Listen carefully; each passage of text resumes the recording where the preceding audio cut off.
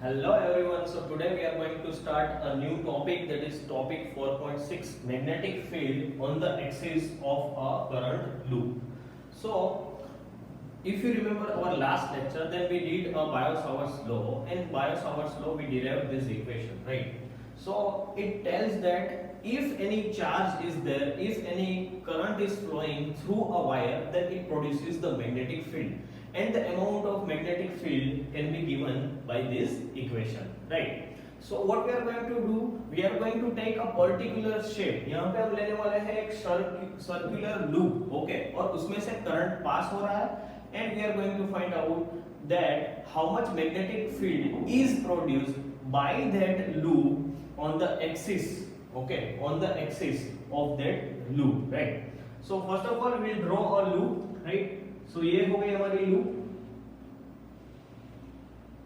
right? Okay, and then after the loop is placed such that its origin coincides, loop का जो center है that coincides with the origin, right?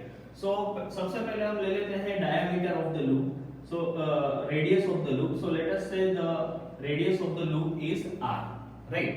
Then after the loop exists such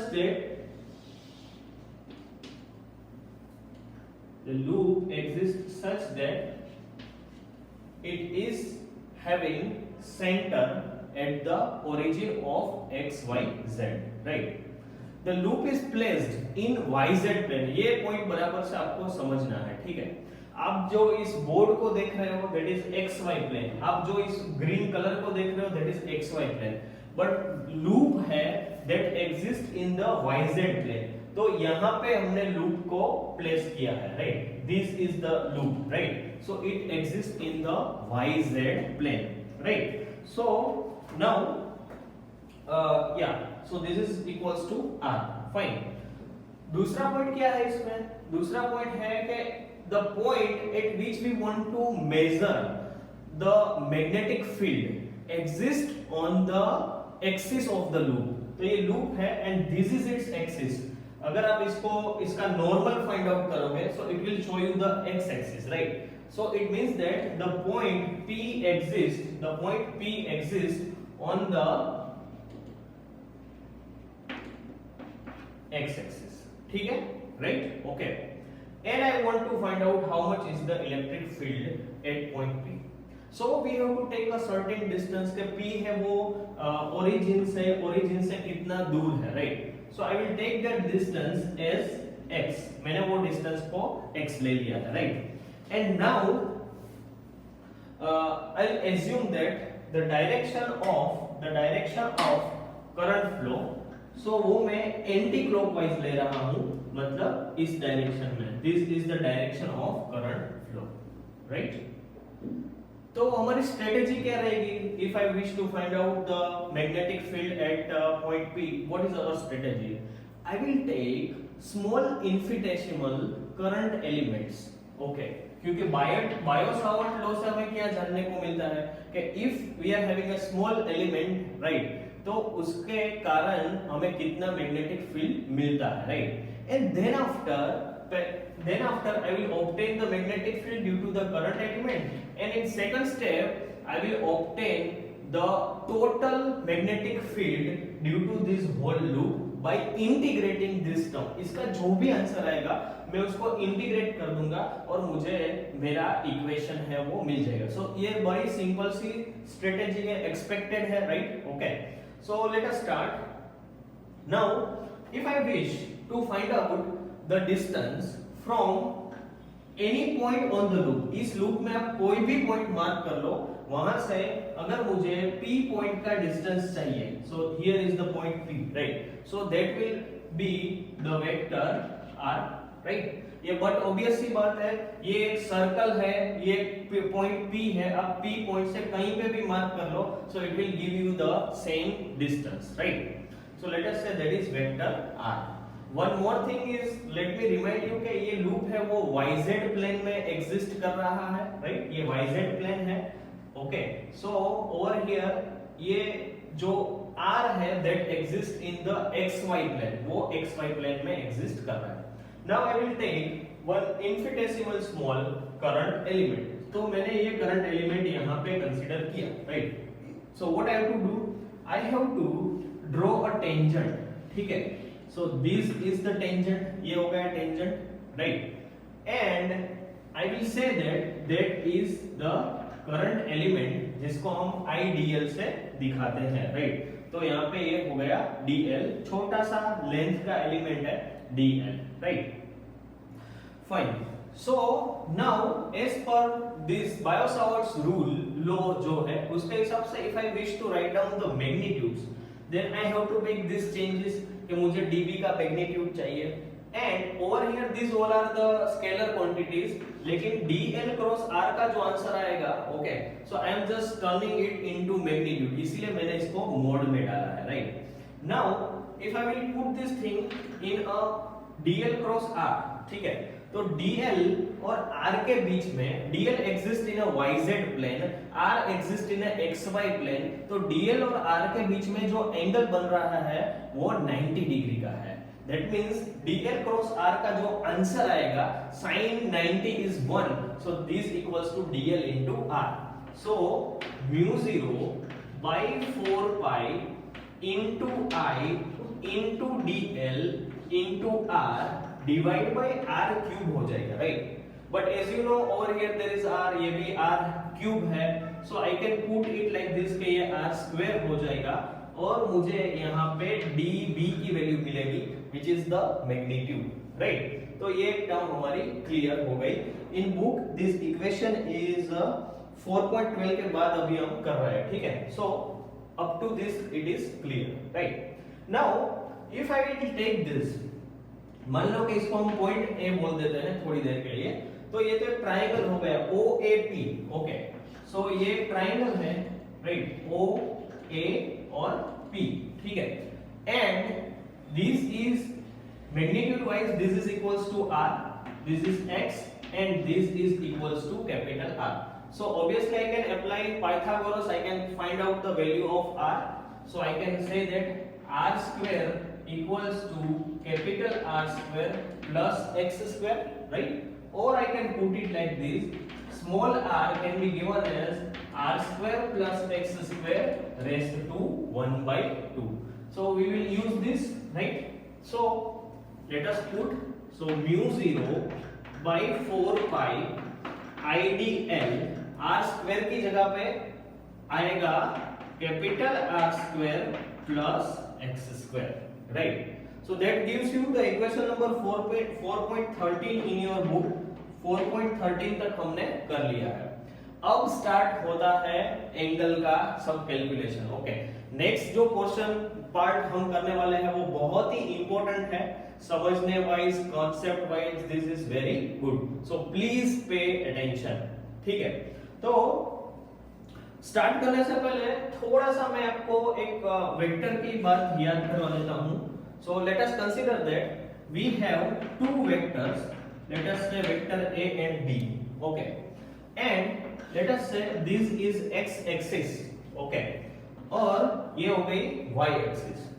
अगर मैं ऐसा करूं कि ये दोनों वेक्टर्स हैं, उनकी वैल्यू सेम है, right, magnitude wise this two vectors are same, तो यहाँ पे मैंने क्या किया है कि मान लो कि ये इक्वल लेंथ के वेक्टर्स है एंड द एंगल्स आर, से this is theta and say this is minus theta, तो इसको बोल दो आप वेक्टर A और इसको बोल दो आप vector B, right. So if I will try to add them, मुझे करना है vector A plus vector B, right, vector A plus vector B करना है। So what is going to happen in this, अगर मैं वेक्टर A को resolve करूं, अगर मैं वेक्टर A को रिजोल्व करता हूं, so it will give me a perpendicular component, okay, जिसको हम A perpendicular बोल सकते हैं, राइट, या फिर आप बोलो AY component क्योंकि वो Y एक्सिस में एग्जिस्ट करता है, right, and it will also have X component which I am denoting with the AX, right. Same way if I want to resolve the vector B, then it exists on the negative Y axis, तो इसको भी आप बोलोगे B perpendicular, okay, and as we know A perpendicular and B perpendicular are having same value, but it is having opposite direction, तो मैं ऐसा बोल सकता हूं कि इसका जो रिजल्टेंट आंसर आएगा उसमें कोई भी परपेंडिकुलर कंपोनेंट एग्जिस्ट नहीं करेगा, because they are cancelling each other. Fine, now let us talk about the horizontal one. Okay, so that is the ax component, right. b को अगर मैं रिजोल्व करता हूं, so it will give me the value of bx, and as you can see ax and bx both are in the same direction, so I can say that the x components are adding, वो add होने वाले हैं, ठीक है। तो ये important point था जो अभी हमें रिक्वायर्ड है हमारे डिस्कशन के लिए, राइट। सो आप ये बात समझ लो कि अगर मुझे फाइनल वैल्यू चाहिए, मान लो कि ये वेक्टर c है, ओके, तो उसमें सिर्फ और सिर्फ ax और bx ही आएंगे, ओके, ax और bx ही आएंगे मैग्नीट्यूड, ओके, और उसकी जो डायरेक्शन है वो भी टुवर्ड द x एक्सिस ही होगी। It has no component in y axis, that is my point, ठीक है, ओके। सो नाउ let us talk about the, as we know, p point पे मैग्नेटिक फील्ड हम मेजर कर रहे हैं, how much magnetic field produced at point p by this circular loop, right. तो p पॉइंट पे सबसे पहले डायरेक्शन की बात करेंगे कि भाई कितना मैग्नेटिक फील्ड कौन सी डायरेक्शन में प्रोड्यूस हो रहा है, right. So over here we should know that यहाँ पे डायरेक्शन की बात करोगे तो dl और r का जो भी परपेंडिकुलर होगा उस डायरेक्शन में मैग्नेटिक फील्ड होगा। यू कैन सी दिस कि dB है that is proportional to dl cross r। तो हमें मालूम है कि किसी भी दो वेक्टर का क्रॉस प्रोडक्ट होता है तो उसका जो आंसर होता है that is always perpendicular to dl and r। मान लो कि if we are having x y and z axis, so ये हो गया dl, ये हो गया r, then this must be the direction of d, so we have to understand this fact, right। तो यहाँ पे कैसे करेंगे, ये r है, if I will try to draw the perpendicular line then this will be the magnetic field dB, लेकिन आपको ये भी समझना होगा कि this is also perpendicular to dl, ठीक है। ये जो आप देख रहे हो वो dl से भी परपेंडिकुलर है। You have to imagine this thing in 3D, right? Okay. So this is the dB component, right? अभी मान लो कि ये जो एंगल है, let us say that is theta. ये जो एंगल है that is theta, right? ये कितना है? This is 90 degree. तो ये कितना होगा? This will be like total है, ये पूरा ले लोगे आप तो ये 180 डिग्री होता है, ठीक है।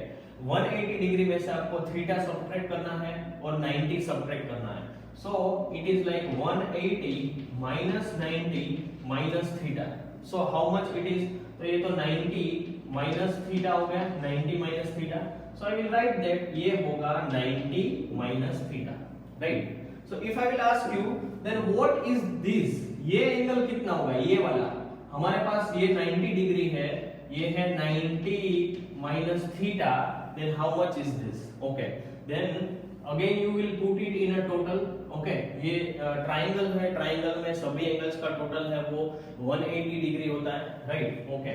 सो आप यहाँ पे साइड पे हम कर लेते हैं, चलो। सो इट इज 180 डिग्री, इस ट्रायंगल में सभी का टोटल है वो 180 डिग्री है, दैट इज इक्वल्स टू, सबसे पहले ये राइट एंगल लेंगे, सो दैट इज 90 डिग्री, फिर लेंगे 90 minus theta, so plus 90 minus theta, और ये अननोन जो है, ओके, उसको हम थोड़ी देर के लिए थीटा 1 बोल देते हैं, सो प्लस थीटा 1। अभी आप खुद सोचो, 180 है, ये 90 दोनों कैंसिल हो गए, so theta 1 is equals to theta, right, okay. तो इसीलिए ये जो एंगल है वो थीटा होगा, ये जो एंगल है वो थीटा होगा। सो प्लीज टेक केयर, ये एक इंपॉर्टेंट पॉइंट था इस थियरी का दैट वी हैव डिस्कस, ठीक है। तो ये सब निकाल देते हैं फिर से हम, right, okay, fine. Now if I will try to draw the components of dB, in x axis and in y axis, right. तो आप बोलोगे कि चलो ये हो गया dB का एक कंपोनेंट व्हिच इज देयर, जिसे हम बोलेंगे dBx and this will be the angle, this will be the component which is dBy which is parallel to the y axis। तो अभी तक हमने जो डिस्कस किया that is due to a single current element, सिर्फ एक ही current element की बात की जो बी ए पॉइंट पे एग्जिस्ट कर रहा है, राइट। अभी मैं एक नई चीज इंट्रोड्यूस कर रहा हूं, राइट। लेट अस से अगर मैं ये कंसीडर करूं, ये वाला करंट एलिमेंट कंसीडर करूं, तो यहां पे करंट है वो किस तरह से ऐसे जा रहा है, right, it is in this direction. So current element इसके लिए मुझे लिखना है, then it will be like this, okay fine.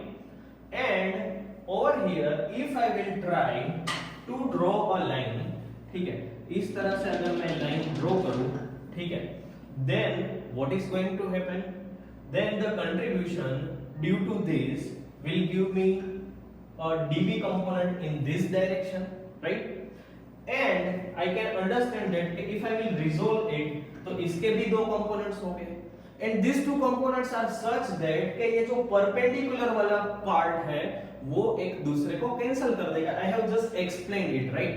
मैंने ये चीज आपको एक्सप्लेन की है, तो उसी तरह से ये परपेंडिकुलर कंपोनेंट है dB perpendicular that will be cancelled। तो हमेशा देखो कि ए पॉइंट का परपेंडिकुलर फील्ड है, उसको अपोज करने के लिए हमेशा उसके सामने एक दूसरा पॉइंट है ही।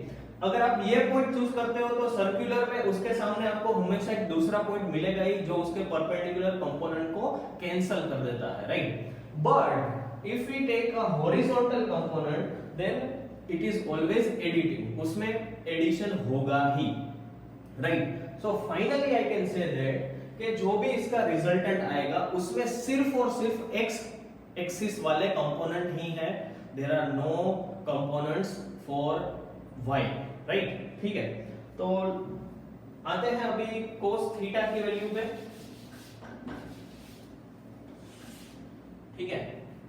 cos थीटा क्या है, right. So you can see and tell me कि यहाँ पे cos थीटा की वैल्यू क्या है।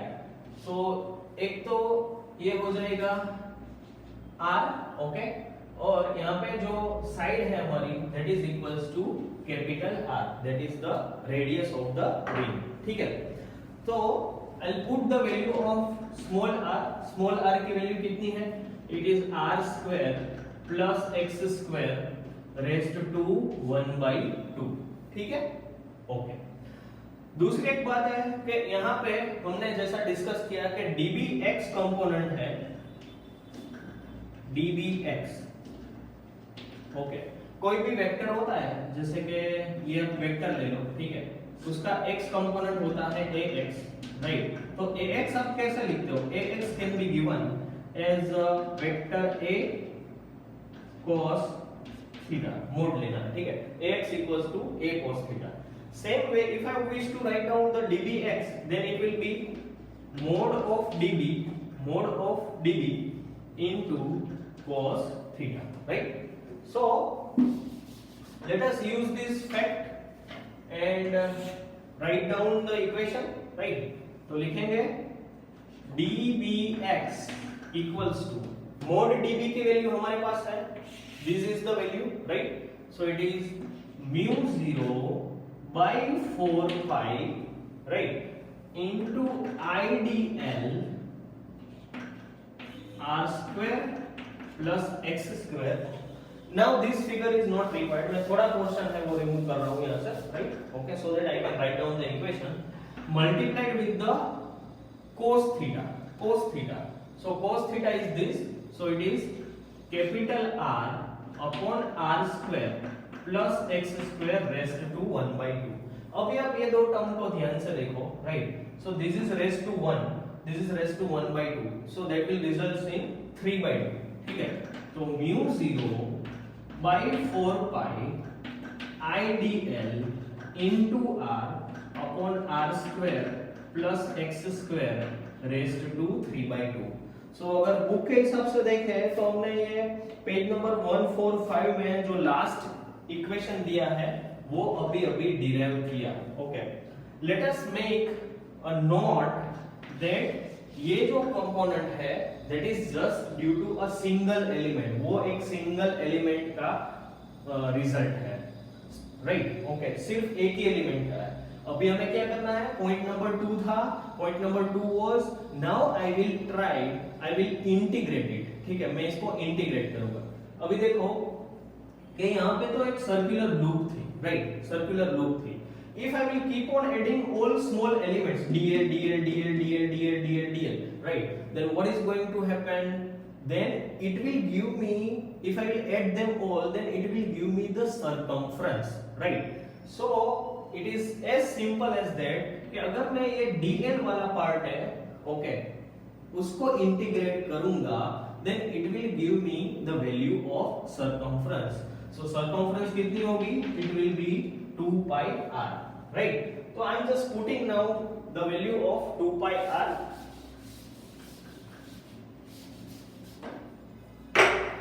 So dbx नहीं रहेगा, अब रहेगा ये bx, right? It will be bx, which can be given as mu 0 4 pi I r पहले लिख लिया मैंने, okay, r square plus x square raised to 3/2, और dl की जगह क्या लिखना है आपको? 2 pi r। तो ये है हमारा कन्वर्जन, बाकी सब चीजें है वो एज इट इज है, राइट? तो आप देख सकते हो कि यहाँ पे पाई है और पाई है, कैंसिल हो जाएगा, राइट? यहाँ पे 2 भी कैंसिल हो जाएगा, बचेगा यहाँ पे 2, राइट? यहाँ पे r into r है, वो हो जाएगा r square. So I can write it like this, mu 0 into I into r square divide by 2 into r square plus x square raised to 3/2, ठीक है? यही इक्वेशन मैं ऊपर फिर से एक बार लिखता हूं, right? What is this? This is dx equals to mu 0 by 2 into I r square divide by r square plus x square raised to 3/2. So yes, okay. Now ये क्या है? ये तो सिर्फ मैग्नीट्यूड है, it is just a magnitude, right? If I want to represent it in a vector form, then we know that कि यहाँ पे मुझे क्या चेंजेस करने पड़ेंगे, right? So first of all, this is the total magnetic field and that exists in the x direction only, right? तो इसको लिखेंगे bx, that is its magnitude. अब इसमें डायरेक्शन कौन सी आएगी? I cap, because this exists in the I direction only. Unit vector I x axis की direction में ही होता है. So I will mention that bx I cap that can be given as, ये पूरा bx ही है, so I will write that mu 0 by 2 I r square by r square plus x square raised to 3/2 into I cap. Done? So ये हमें मिल गया हमारा answer, right? That is magnetic field on the axis of a circular current. हमारी theory भी खत्म नहीं हुई, एक दो पॉइंट्स बाकी है, उसके बाद हमारी थियरी खत्म होगी। सो लेट अस कंटिन्यू। एक केस ले रहे हैं हम, राइट? एमसीक्यू के लिए ये केस है, इंपॉर्टेंट है, राइट? केस है ये, right? What happens if I consider a point P? ये जो पॉइंट P है वो एग्जैक्टली ओरिजिन पे ही है, ठीक है? ये लूप है, लूप के ओरिजिन पे मैग्नेटिक फील्ड कितना प्रोड्यूस होगा that I want to find out. तो P को आप यहां से शिफ्ट करते जाओ, सेंटर में आ जाओगे तो x की वैल्यू क्या होगी? x की वैल्यू है वो 0 हो जाएगी, राइट? तो केस है x equals to 0 when point P is at origin. Point P है वो अगर ओरिजिन पे है तो x की वैल्यू है वो 0 हो जाएगी। तो आप इस इक्वेशन में x की वैल्यू 0 कर दो, right? So that means the magnetic field B can be given as mu 0 by 2 I देखो अभी ये 0 हो गया है, राइट, एंड 2 और 2 कैंसिल हो जाएंगे, so this will turn into r cube और ऊपर है r स्क्वायर, राइट। तो मैं क्या कर सकता हूँ, नीचे लिखूंगा सिर्फ r स्क्वायर और r क्यूब, तो डिनोमिनेटर में सिर्फ r ही आएगा। सो this is my answer, right. इसको थोड़ा अरेंज करके हम लिख सकते हैं, या I forgot the direction, right. So it is mu 0 I upon 2r I cap, okay। so this is the direction of this is the amount of magnetic field which direction for x equals to 0। इस time पे magnetic field है वो maximum होता है, centre पे magnetic field है वो maximum होता है, ठीक है, ये मैक्सिमम के लिए। डन। दूसरा एक कांसेप्ट है, then after we will complete it, right. So दूसरा कांसेप्ट ये है कि if there is a circular loop, okay, and if I wish to find out the magnetic fields direction, then is there any rule, ऐसा कुछ rule है? तो yes, there is a rule. मान लो कि आपके पास ये एक रिंग है, right, okay, and over here the direction in this ring को थोड़ा सा ऐसे दिखा देते हैं, ओके। रिंग के अंदर से करंट पास हो रहा है, तो मान लो कि ये डायरेक्शन है करंट की, राइट, ये डायरेक्शन है, right. If I wish to find out the magnetic field produced by this ring, centre में से कितना, कौन सी डायरेक्शन है वो मुझे फाइंड आउट करना है, right. So what I will do, I will curl the finger, right. तो यहाँ पे मैं अगर फिंगर्स को कर्ल करूंगा तो ये एरो के हिसाब से आई एम जस्ट डूइंग इट। तो आपको क्या करना है, फिंगर को कर्ल करना है किसके हिसाब से, करंट की डायरेक्शन के हिसाब से। तो मैंने ये फिंगर्स कर्ल कर ली, then it is the thumb, okay, which shows the direction upward। इसका मतलब है कि मैग्नेटिक फील्ड है वो नीचे से ऊपर की ओर जा रहा है, right. So it is simple, आप करंट की डायरेक्शन में फिंगर्स को कर्ल कीजिए and thumb is going to show you the direction of the magnetic field. So that's it for today and I hope you have enjoyed, you have understood my lecture। Thank you so much।